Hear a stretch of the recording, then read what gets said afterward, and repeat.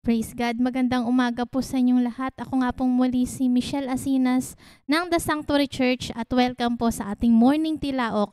At bago po tayo magpasimula, atin po munang basahin sa Hebrew chapter 4 verse 12. Sabi po rito, "For the word of God is alive and active, sharper than any double-edged sword.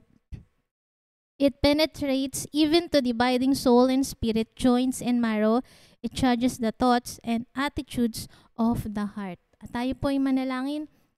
Lord, maraming pong salamat, O God, sa panibagong buhay at kalakasan na binibigay niyo po sa amin. At sa aming devotion, kayo pong patuloy na mag-lead dahil wala po kaming magagawa kung wala pong niyang patnubay. Gamitin niyo lamang po ako para sa inyong kapurihan, O God. Maraming pong salamat. In Jesus' name, Amen. At ang akin pong devotion sa umagang to ay pinamagatan kong The Swords in Our Lives. So, napakaganda po ng ating theme for this week, Stand on God. Pero paano ba tayo makakapag-stand sa ating Panginoong Diyos? Isa sa napakahalagang bagay na dapat nating gawin or lagi natin dapat na isipin na dapat parte na to ng buhay natin ang pagbabasa ng Biblia. Sabi nga ang salita ng ating Panginoong Diyos is napaka-powerful nito na minsan nga magtataka tayo kahit hindi tayo kilala nung taong nagsasalita ng salita ng ating Panginoong Diyos, pero tumatagos ito sa atin at talagang para siyang sword na hinihiwa nito yung ating isipan, yung ating puso. Kaya naman makikita natin na ang salita ng Diyos ay talagang buhay. At sabi nga, every morning, mararamdaman natin kung lagi tayong nagbabasa ng salita ng ating Panginoon Diyos, yung kanyang mensahe sa bawat isa sa atin. Kaya nga po ang aking devotion sa umagang to ay pinamagatong ko pong The Sword in Our Lives. Kasi po ang sword, di ba? Ano pa yung nagagawa ng sword? Ito po yung panglaban, di ba, sa mga digmaan. Ito po yung ginagawa na maaring pwede ring panangga, panlaban sa mga kaaway, at ito yung humihiwa. So, iyon yung nagagawa sa atin ng salita ng ating Panginoong Diyos. Kaya nga ito'y tinawag na Sword of the Spirit, yung salita ng ating Panginoon. At napaka-importante po na lagi nating siyang babasahin dahil marami tayong bagay na matututunan kapag tayo ay laging nagbabasa ng salita ng ating Panginoong Diyos. If we want to stand sa ating Panginoong Diyos, dahil alam naman natin na iba-iba yung nararanasan natin sa buhay habang tayo ay nandito pa sa lupa, kailangan natin ng gabay ng salita ng ating Panginoong Diyos para alam natin yung mga gagawin natin. Dahil ito po yung mensahe sa atin ni Lord eh. Kaya kung hindi tayo magiging palabasan ng salita ng Diyos, ay maari tayong maligaw at hindi natin alam kung ano yung kalooban ng ating Panginoong Diyos. Kaya nga sabi sa binasa po natin ngayong umaga, sa Hebrews chapter 4 verse 12, "For the word of God is alive and active, sharper than any double-edged sword." So, siya po ay buhay. Hindi po siya katulad ng ordinary books na nababasa natin, yung maaaring yung math, yung English, na yung iba, di ba, nagkakaroon siya ng mga edition. Pero ito, hindi siya naluluma dahil ito ay mismong galing sa ating Panginoong Diyos. Sabi nga po, ano ba yung effect ng God's Word sa ating mga buhay? Isa-isahin po natin mga kapatid para mas maunawaan po natin yung kahalagahan. Bakit ba kailangan nating gawin at basahin lagi ang salita ng ating Panginoong Diyos? Una, it will change our character and behavior. Pero sabi sa 1 Thessalonians chapter 2 verse 13, "At work in you who believe." So, ibig sabihin, hindi lang natin siya babasahin, kundi kailangan i-apply natin sa buhay natin kasi hindi naman siya magkakaroon ng bisa kung babasahin lang natin. It will change our character and behavior kung nandun yung talagang desire natin na mag-change at kung ano yung nababasa natin at napapakinggan natin ay gagawin talaga natin. At hindi lang basta-basta na parang binabasa lang natin na isang kwento lang, hindi mga kapatid, kundi talagang ia-apply natin sa buhay natin para yung changes ay talagang mangyari sa buhay natin. Then pangalawa, it equips us.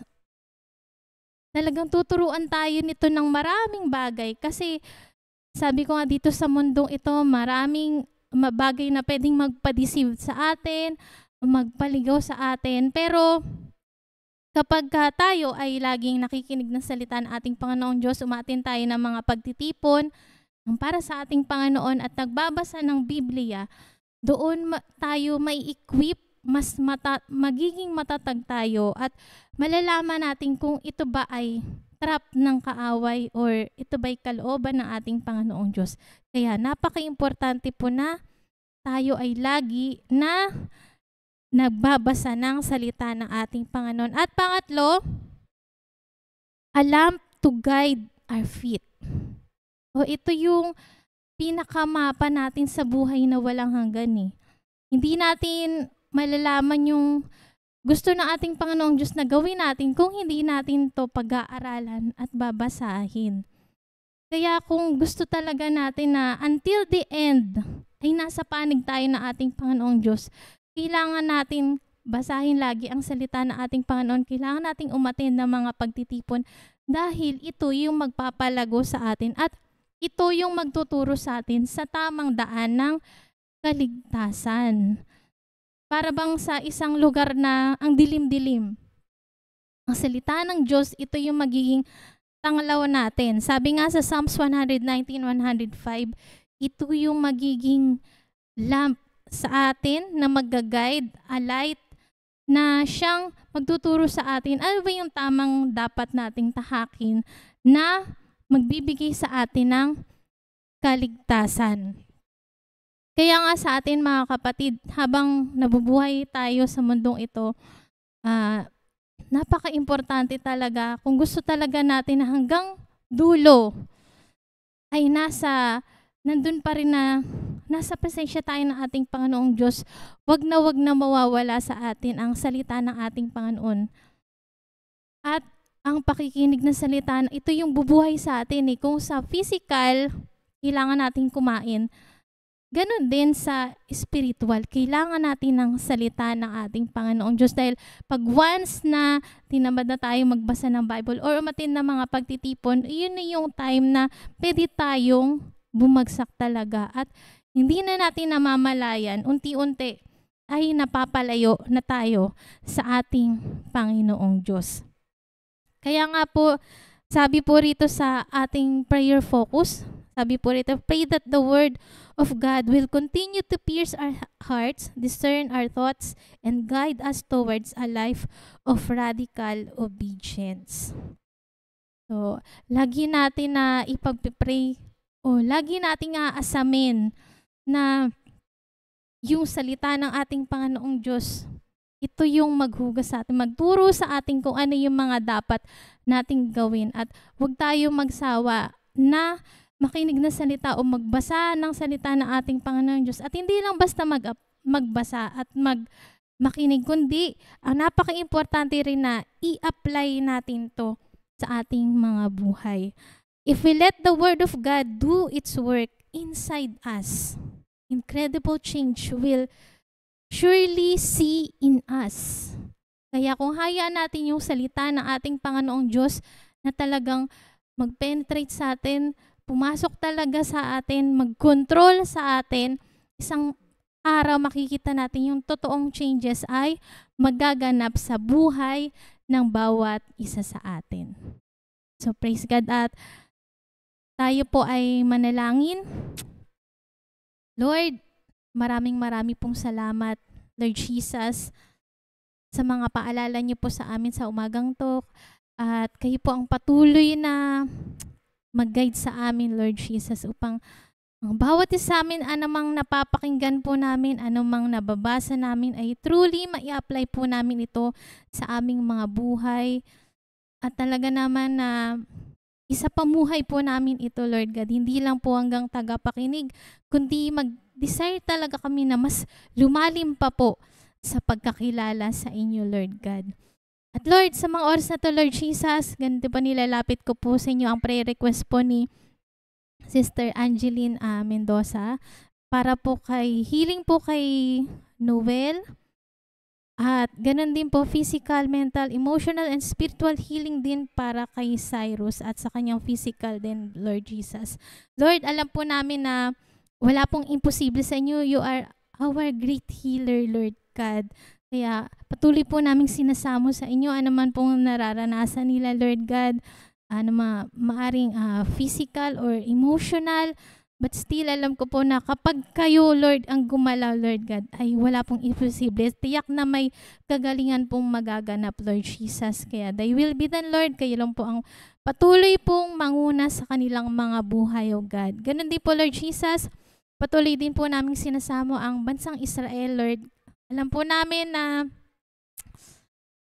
kapag kayo po ang kumilos sa isang lugar, nagiging maganda po ang resulta nito. Kaya, Lord Jesus, i-guide niyo po ang mga leader ng bansang yan kung ano yung dapat na nilang gawin.